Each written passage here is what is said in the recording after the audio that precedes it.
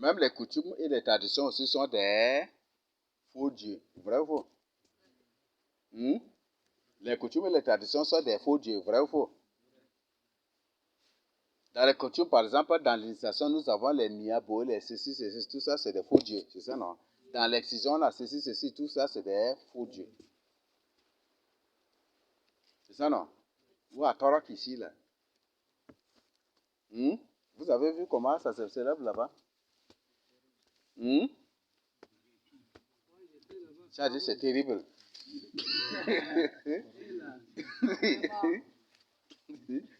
Toi qui es étranger, là, Mhm. qui passe chez eux, là, vraiment, les jouisseurs, là, ils te cherchent à te tuer si tu te trouves là. Ils te font mal carrément. Donc, ah bon? Là, si tu es étranger, quand ils sortent là, c'est pour te tuer carrément. Ils te cherchent pour te tuer. Voilà, c'est ça. Les coutumes et les traditions sont des faux dieux. Donc, si une personne est attachée aux coutumes et aux traditions, si une personne est attachée aux traditions et en même temps à Dieu, c'est une personne écuménique. Cette personne te servira deux dieux à la fois.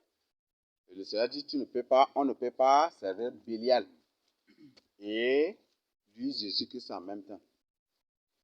Donc, bien, Samari, soon, Bakane, ni tadi semieda, ni tadi semieda, donc, tadi ni fulina, ni lomutangala, yani, tadi semi nguga la figo nga fima, tadi fulina, ni tadi semi umikien, fulmamina tu wani, anko mu fulmetanga, angate uli lonu mai, li fulna mama di ay ang lina ni tinane, ang sa même tableau de tambana, lona ang taba même tamba tinane, nange mang suni lomutanga.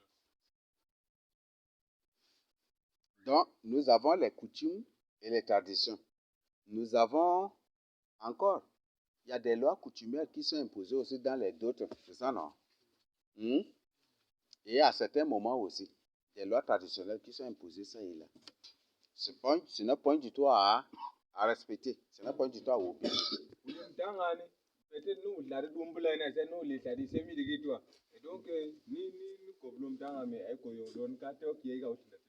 Yondo, c'est un faux dieu.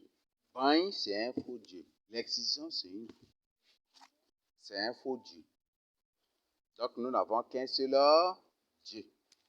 C'est Jésus-Christ de Nazareth.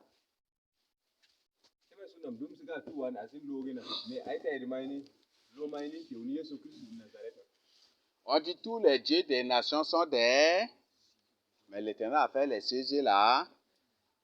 On étudie. Tous les dieux des nations sont des idoles. Une idole, on fabrique, n'est-ce pas? Donc, c'est pour dire que tous les dieux des nations sont des choses fabriquées. Tous les dieux des nations sont montés, fabriqués de toutes pièces et imposés. Et c'est ça, c'est ce que le Seigneur est en train de dire. Les coutumes et les traditions aussi sont fabriquées, montées de toutes pièces et imposées. C'est ça. Donc, ce sont des idoles. Ce sont des choses fabriquées.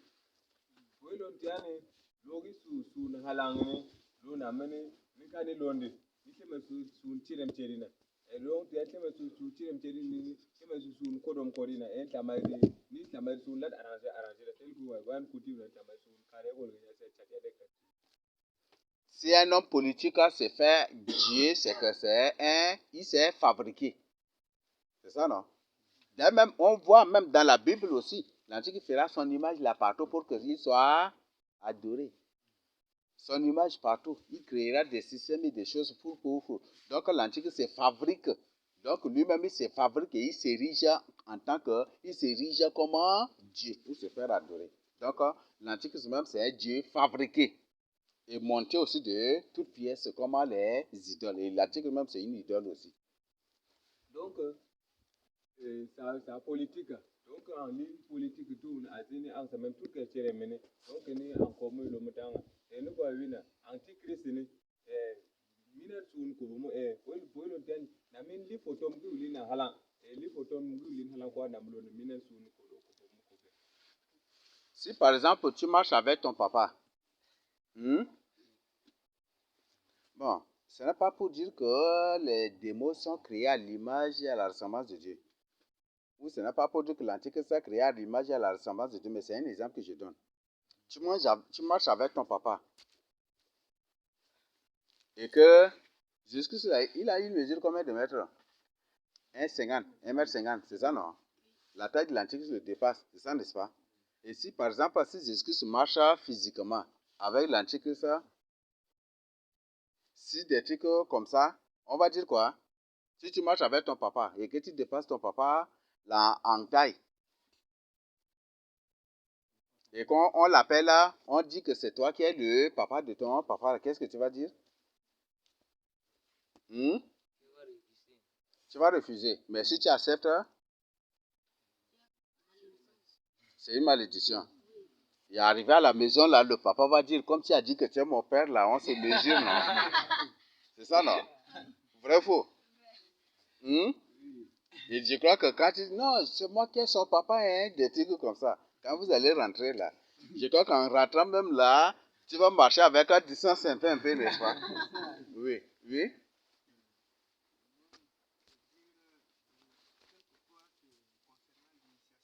Mhm.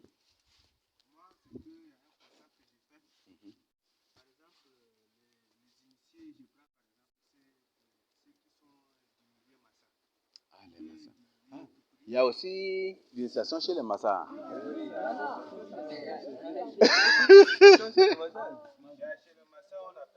Bon, là, moi, je n'ai pas.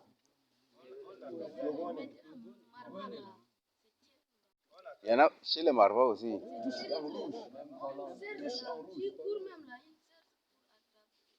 Mhm. Mhm. Mhm.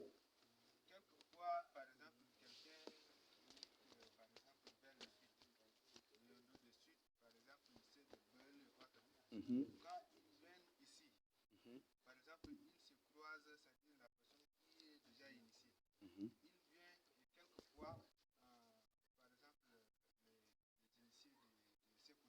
Mhm.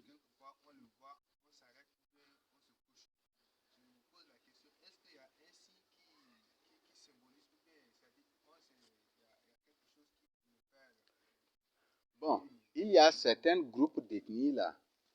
C'est un groupe de démons. C'est un, c'est un groupe de démons qui se sont fait qui sont venus pour habiter avec l'ethnie. Et comme c'est des démons, ils parlent directement la langue de l'ethnie. Ce qui fait que chez eux, les coutumes sont toujours différentes. Et comme il n'y a pas pitié avec les démons, il n'y a pas compassion avec les démons, ce qui fait que chez eux, là, c'est terrible. Il y en a chez les Sarmaniens. Il y a ou des trucs encore aussi. Il y en a partout. Mhm. Masra, là, il y a un acteur qui a joué film. Il a dit il est souriant, ce n'est la petite sauveur. Mhm. Et il a joué autre film là, il a donné son nom à la masse. Ce n'est pas l'antéchrist là même. C'est ça, Masuria. Que Surya, Surya signifie divinité solaire. C'est le dieu soleil. Et c'est pour envoyer aussi à l'antichrist. Et Surya s'habille en quelle couleur? Noir. Juste à finir le film.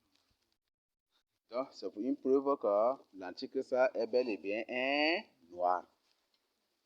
Et ici, il se fait appeler Mas. En d'autres termes, l'antichrist s'appelle Masra. Parce que Mas, là, c'est le diminutif de Masra en Sar. Si tu vois un Sarah, si un Sarah appelle une personne Mas, là, c'est pour dire que le nom de la personne, c'est Masra. Donc, si Surya se fait appeler Mas, c'est pour dire que c'est une preuve que l'antichrist, c'est un noir. Et qu'il s'appelle Masra. Et dès que Masra est arrivé, il a imposé l'initiation partout déjà. Il a imposé l'initiation partout. Et on voit que certaines autorités sont en train d'être remplacées. Je vous dis, les temps sont difficiles. Les temps sont vraiment difficiles. Et ne s'amusez pas. Et il y aura une grande persécution qui va être déclenchée.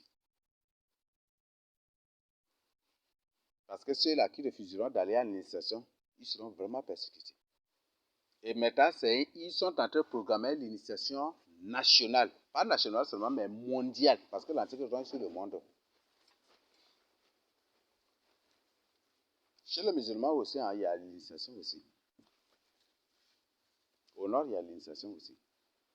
Mais qui se passe d'une autre manière.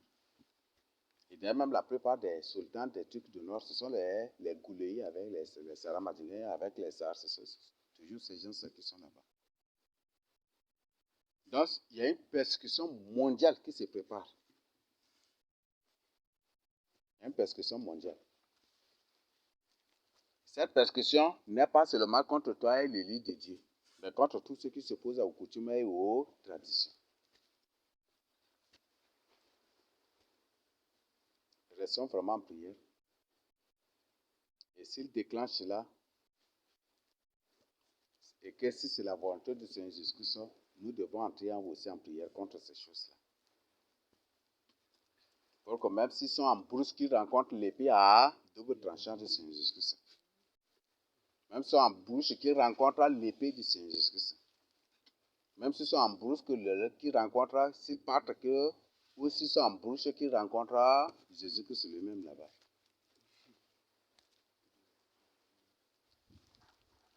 Ou s'ils sont en brousse, qu'ils rencontrent que le soufre, le feu et le soufre que Dieu a fait pleuvoir, tomber sur Sodome et Gomorrhe, qu'ils rencontrent ça là-bas aussi.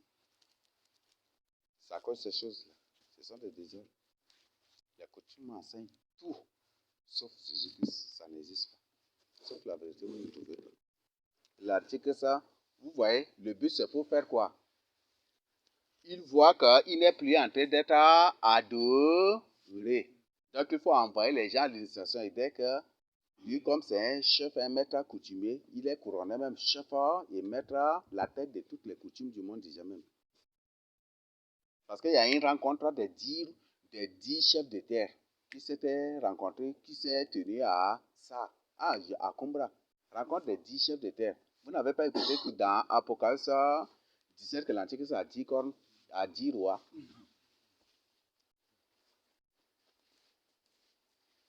Donc là, il voit qu'il n'est plus en train d'être adoré. Donc il faut imposer les coutumes. Et quand une personne entre dans la coutume, il doit l'adorer obligatoirement. C'est ça, n'est-ce pas?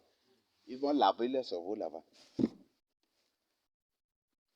Peut-être ils vont leur dire, quand tu vas voir Masra, tu ne vas pas te prosterner, tu refuses là. Des chicots seulement. Ils vont te toper, te torturer, te tuer même aussi.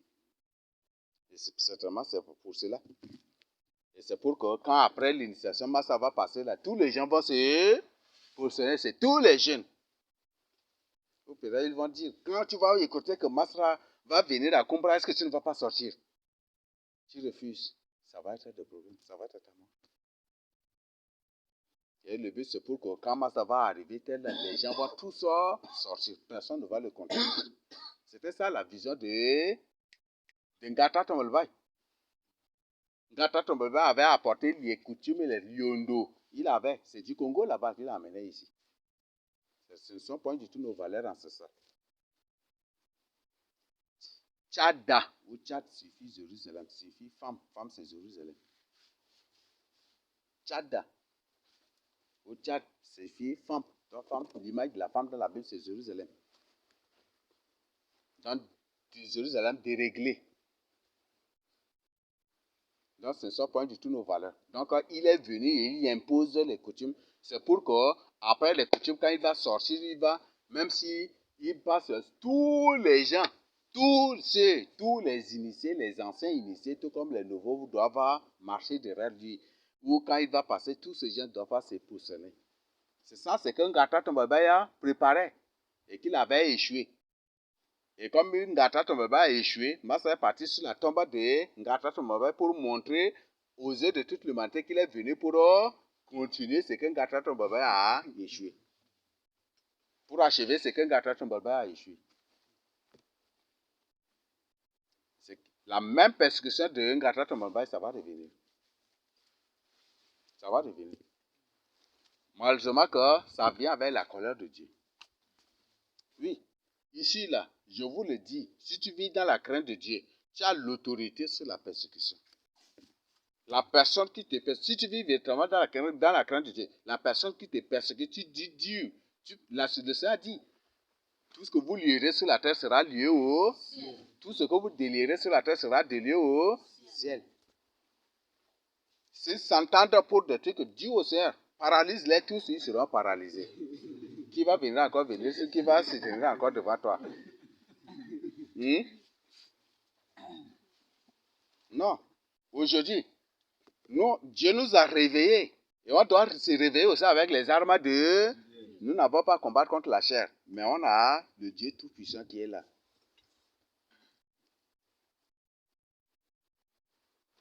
Tu écoutes des gens que des gens veulent venir là ou des trucs comme ça. Prépare-toi. Oui, prépare-toi. Celui qui est en toi est plus grand que celui qui est en eux. Ou celui qui les a envoyés. Donc, qu'ils viennent. Ils vont rencontrer Jésus-Christ aussi. Mais si tu ne vis pas dans la crainte de Dieu, c'est ça vraiment ma crainte pour toi. Parce que tu vas ordonner. Ciao. David, tu as beaucoup mangé haricots ce matin ou quoi? Et tu es en train de dormir comme ça.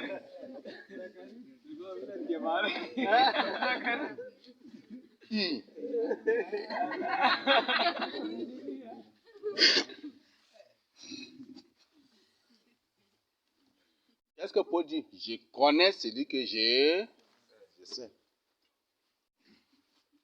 Je connais celui en qui j'ai cru. Donc, ce n'est pas un Dieu faible.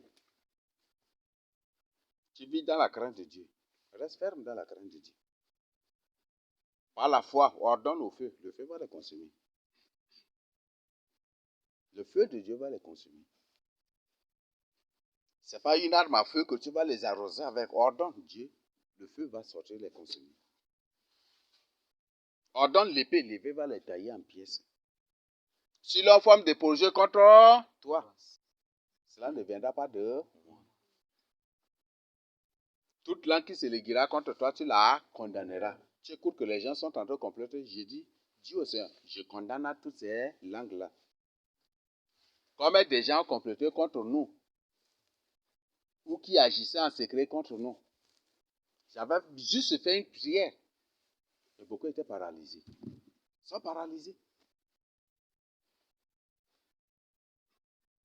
Beaucoup étaient paralysés. Certains, j'avais juste fait des déclarations. Ils nous voulaient faire des trucs comme ça. J'avais fait juste une déclaration, Seigneur. Frappe-les des folies. Pour que les autres voient de leurs yeux que c'est une personne qui est en train de combattre la vérité. Pour leur prouver que je suis dans la vérité. Et que je ne suis pas du tout un menteur. Et beaucoup étaient frappés de folie aussi. On ne se moque pas de Dieu. On ne se moque pas de Dieu. Tout ce que je lis, le Seigneur lit. Tout ce que je délie, le Seigneur délie. Et le Seigneur dit, ceux que je pardonne, ils seront pardonnés. Ceux que je refuse de les pardonner, ils ne seront pas aussi pardonnés. Ils ne seront pas pardonnés. Et si une personne n'est pas pardonnée, vous croyez que la personne sera sauvée?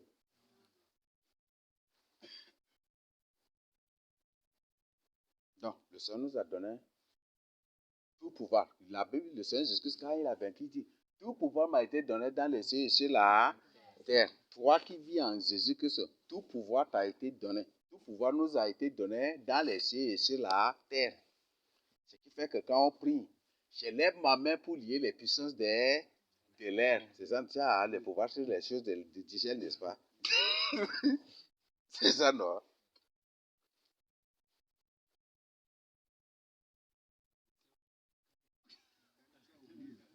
Il a oublié. Donc, voilà des trucs. Donc, il y a une persécution qui se prépare.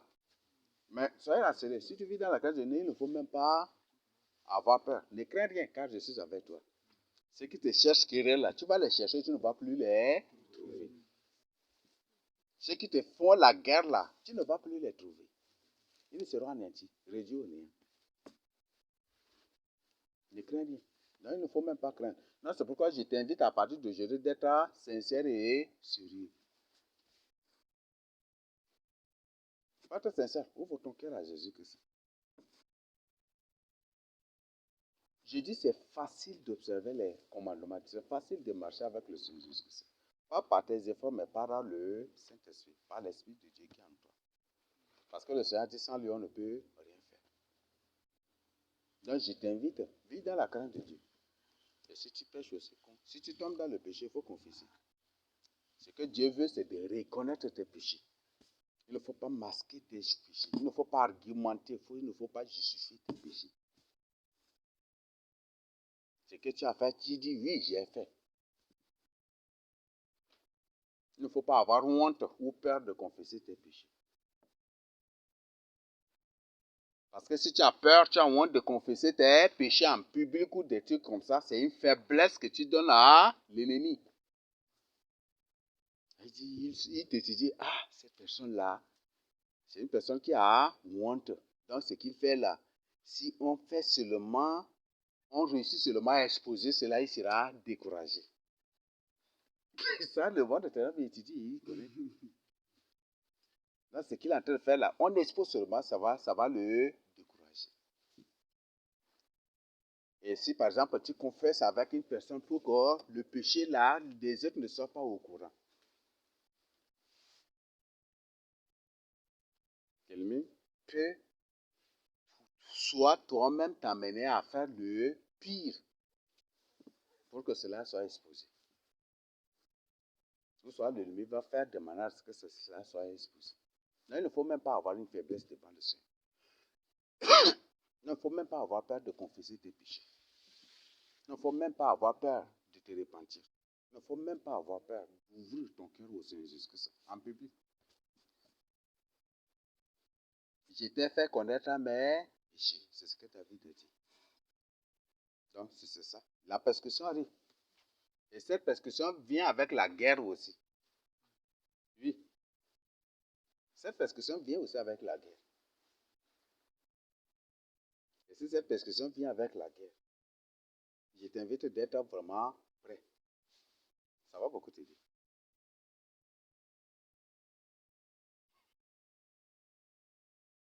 Je t'invite vraiment d'être prêt. Et si tu es prêt, tu vas être sauvé. Si tu vis dans la crainte de Dieu, Dieu va t'épargner de cette persécution. Parce qu'ils ne peuvent jamais du tout te persécuter. Ils ne pourront jamais. Si tu es persécuté, oui, Dieu peut permettre que tu sois persécuté. Pour t'éprouver. Si tu peux tenir, tu vas tenir fermement ou pas. Peut-être qu'il y a des gens parmi vous qui ne veulent pas du tout être persécutés. Vrai ou faux? C'est ça, non? Quand, par exemple, il arrive quelque part, les gens sont en train de manger la chair des chiens. Ou il arrive et puis on dit, viens, mange avec nous. Quand ils refusent là directement, quand ces gens se ramassent des gourdins déjà, tu vas manger ou pas? Ah, je vais manger, c'est ça, non? Je vais manger, après je vais demander pardon à Dieu. C'est ça, n'est-ce pas? Il y a des gens qui ne veulent pas être persécutés. Et qui modifient le message de sanctification. C'est ça, ceux-là que Dieu les appelle des hypocrites.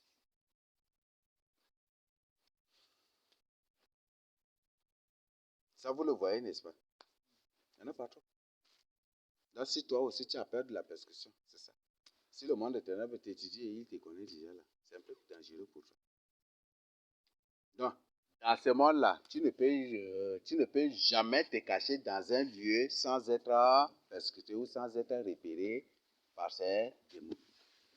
Donc, je t'invite d'être sincère, sérieux, véridique avec Jésus-Christ de Nazareth et il te cache en lui. Et il te donne la garantie, l'assurance. Quand l'ennemi vient, tu peux le menacer. Les gens venaient pour attaquer Samuel et David, c'est ça, n'est-ce pas? Saül avait son armée, il venait pour attaquer, non? Mais quand arrivé quelque part, Samuel a dit seulement un mot. Et ils se sont tous mis à prophétiser. Est-ce que ce pouvoir-là, tu n'as pas? Le Seigneur Jésus nous a donné ce pouvoir. Tu peux dire, Seigneur Jésus, tous ceux qui viennent là, même s'il y a des démons, des séments Satan, des humains, tous, sans exception, qu'ils soient saisis de ton Esprit Saint, c'est la confusion. Qu'ils soient saisis de ton Esprit Saint, c'est fini, non? Quel est l'esprit qui est tout puissant, qui est le Saint-Esprit? Saisis-les tous de ton Esprit Saint et qu'ils prophétisent, que même qu'ils défendent ta parole, la vérité. Mes frères et sœurs, c'est des choses que j'ai dites et que j'ai vu même les fruits que je suis en train de partager avec vous. Ça a permis, j'ai dit, saisis ces gens-là de ton esprit pour qu'eux-mêmes ils défendent la vérité. Après, c'était la confusion. La personne, à la fin, s'est retrouvée, mais comment lui-même qui combattait là, comment lui-même il se défendait, il défendait la vérité, lui-même il était surpris. C'est parce que ces gens se disent, mais vous là, vous servez le vrai Dieu. C'est ça, n'est-ce pas? De façon qu'on vous a préparé la main. Oui, il se prépare, hein, il se prépare terriblement. Donc, voilà ce que je voudrais ajouter aussi de ce, je vous le donne au nom de Jésus Nazareth. Amen. Okay, na mtibu ngolo kae.